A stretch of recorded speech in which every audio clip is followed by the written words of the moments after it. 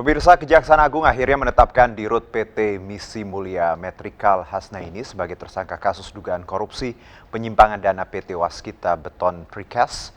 Hasnaini diduga gunakan uang sebesar 16 miliar lebih untuk kepentingan pribadi.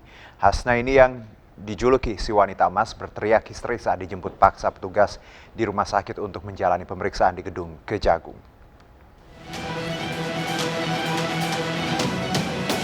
Inilah detik-detik saat Direktur Utama PT Misi Mulia Metrikal Hasnaini atau dikenal dengan wanita emas histeria saat hendak dijemput paksa sebagai tersangka dalam kasus dugaan korupsi penyimpangan dana PT Waskita Beton Precast periode 2016 sampai 2020 dari sebuah rumah sakit tempat ia dirawat. Saat dibawa keluar hingga dimasukkan ke dalam mobil tahanan, wanita memiliki nama lengkap Micha Hasnaini Moin yang menggunakan kursi roda ini terus berteriak histeris. Direktur Penyidik Dirdik Jampitsus Kuntandi menjelaskan sebelum ditetapkan sebagai tersangka, malam sebelumnya Hasnaini mendatangi rumah sakit dan meminta untuk dirawat. Karena beralasan sakit, kemudian penyidik berkonsultasi dengan pihak manajemen rumah sakit dan dokter yang merawatnya. Tak hanya itu, penyidik juga membawa dokter untuk memeriksa kondisi kesehatannya.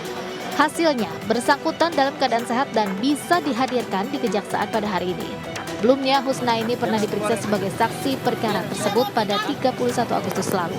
Dalam kasus ini ia disangkakan pasal 2, pasal 3 Undang-Undang Tindak Pidana Korupsi. Dalam kasus ini negara telah dirugikan PT Waskita Beton Precast sebesar 2,5 triliun rupiah. Dari Jakarta, Tim Liputan iNews melaporkan.